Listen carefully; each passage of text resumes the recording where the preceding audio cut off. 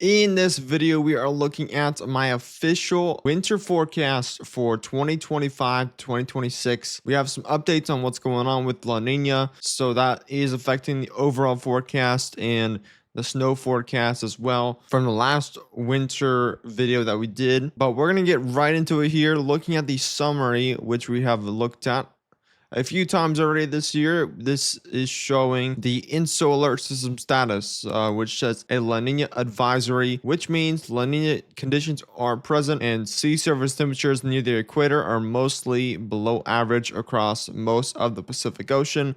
That means La Nina and La Nina conditions are present and favored to persist through December 2025 through February 2026, with a transition to INSO neutral likely in January through March of 2026. We were looking at closer to neutral La Nina status back when we were doing the first winter forecast, but now it is looking like a stronger La Nina is favored for this winter. What that means is here's your typical La Nina winter pattern. You have the jet stream coming from the northwest, diving south in through the Midwest and the Ohio Valley, and then shooting out northeast towards Long Island and areas of the New England area. So what this La Nina brings is wetter conditions in the northwest. It brings much more storms off of the Pacific into those areas and additional moisture, which just brings much more moist conditions across the winter for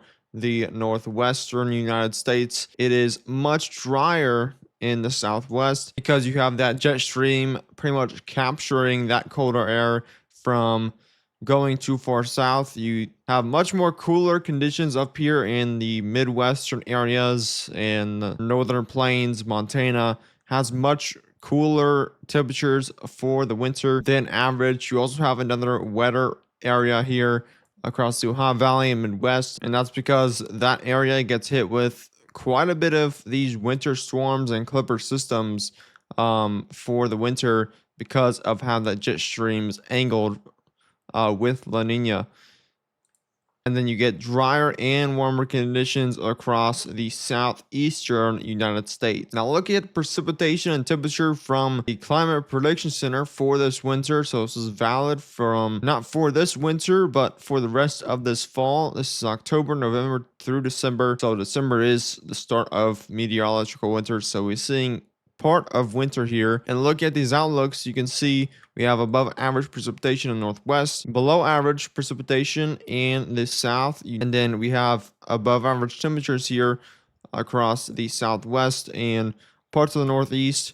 And Florida has above average temperatures for these next 3 months, which is, if we just look at the map we just looked at here, this is looking very much like a La Nina here. Now looking at the average snow map, so this is showing you in these bluer colors, those are above average snow expected for this season, and then those yellow and oranges are much less chance that you'll see any snow this season. The entire peninsula of Florida is very, very unlikely to see snow, but you do have those mountains in California that do see snow every year, some mountains as well in Oregon and Arizona, New Mexico. This is disregarding any mountains. So if you aren't at a very high elevation, this map is for you here. So those lower elevations, you are definitely not likely to see snow across this area of the southwest United States.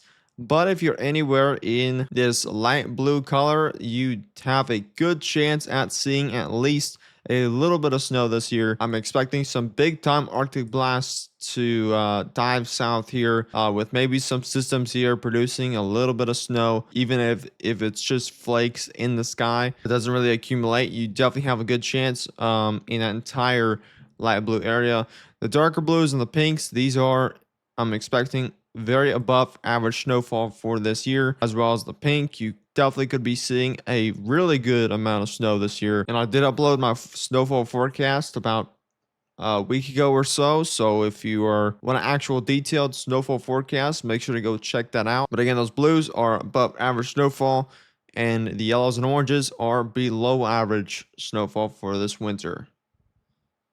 And looking at my overall forecast, it did change a little bit, but looking here, you have the northwest, you get that La Nina. So We're going to see storming conditions and wetter conditions up here in Oregon and Washington and Northern California, parts of Nevada. You're going to see much more moisture conditions. And then down here in the southwest, I'm expecting typical La Nina, warm and dry. It isn't going to be anything crazy dry and crazy warm, but definitely just an average La Nina year for this area. And then in the white, this is the areas of those Rocky Mountains. I'm expecting average snowfall for those Rocky Mountains, just because you see on average a ton of snowfall for those mountains. So average snowfall there. This little blue area, I'm expecting it to be a little extra cold this year. You're going to be noticing it.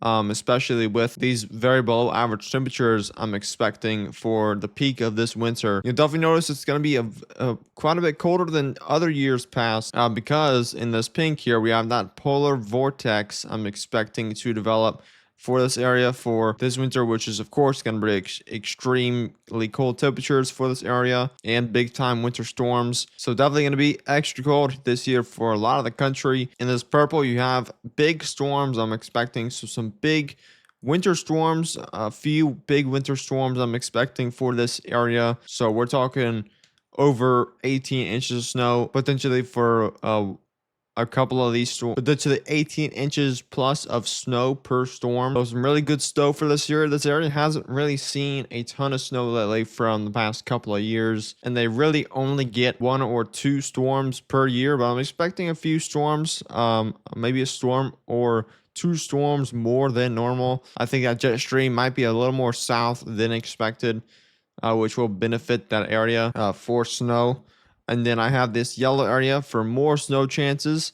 Now this has it in Florida, but of course I'm not really expecting any snow at all for the peninsula of Florida here. But for pretty much this area cutting off the peninsula of Florida, I'm expecting some more snow chances than usual to see snow this winter. It's not going to be anything crazy. Maybe a few inches in some of these areas is pretty rare to see, as well as you're going to see icy conditions as well, always for a few storms across that area, just because of those temperatures mixing together, those warm temperatures and the cold temperatures. It just makes a perfect environment for ice storms in that area. In the blue, I'm expecting some good nor'easters, some good blizzards over here in the northeast. The season is La Nina, so you're going to have that jet stream again go up through the northeast. That's going to bring a good chance for a few nor'easters, which can get pretty violent and create some pretty good blizzards over there. Finally, in the red, you have lake effect snow. This is pretty much where you see a lot of the snow in the winter, is the lake effect areas. And how this works is there might be a storm, a small storm that goes over, and it just triggers these lakes to produce a bunch of moisture and continue to rain the snow across the same areas over and over again, and just that snow piles up a bunch and you get like over 100 inches of snow every year for those red areas. If you did enjoy the video, make sure to hit that subscribe button down below. Hit the like button as well if you enjoyed the video. Leave a comment down below if you have any questions for your area this winter. I'll be sure to try my best to answer them, and share this video with anyone that might want the latest information on this winter forecast. But as always, I'll see you in the next one. Stay safe.